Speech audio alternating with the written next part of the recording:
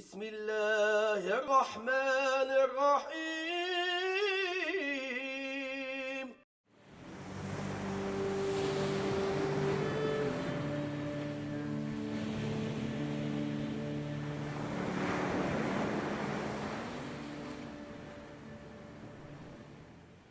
Muslims had actually to spend a considerable time on defining what is in a name.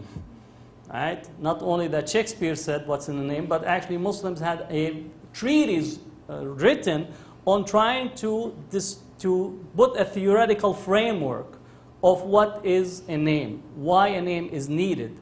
And is there a difference between the name that we use, the name that we have in our mental framework, as well as the name of a particular object external to the human being. And Al-Ghazali actually wrote a whole treatise on that particular aspect and distinguished that there is actually three levels in relations to the name. That there is an actual name that the individual ascribes to an object. Right? There is a name that is framed in the mental map, and there is a name that is known external to the mental map and external to the individual, is only known to God. Now, sometimes those names correspond, but most often they don't. And that's why we could explain why we have a diversity of languages, because the human being is a symbol-using animal.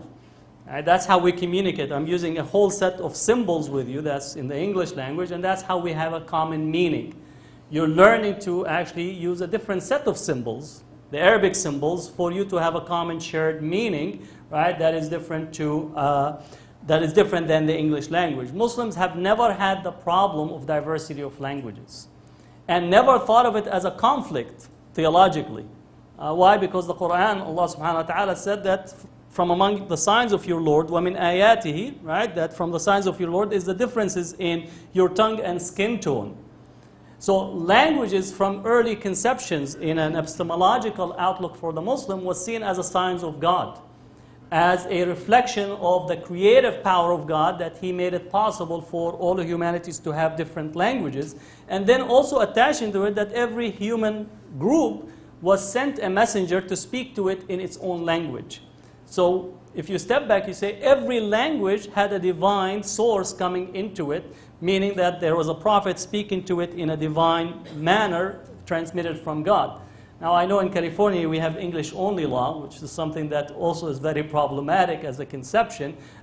If you would think of a Muslim polity, such a law would be running contrary to the basic Muslim ethos of saying that a single language is to be the framework of the society. Now, this doesn't mean that Arabic was not elevated, but if you look, Arabic contribution historically, that wherever Arabic went, it actually pulled the local language up with it. And if you look at Persian, Persian was actually elevated to the highest form of its production by means of interaction with the Arabic language.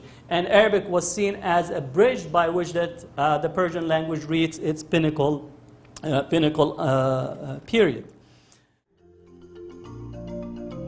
Applications for the 2009 Zaytuna Summer Arabic Intensive are now open. To apply, visit arabicintensive.org.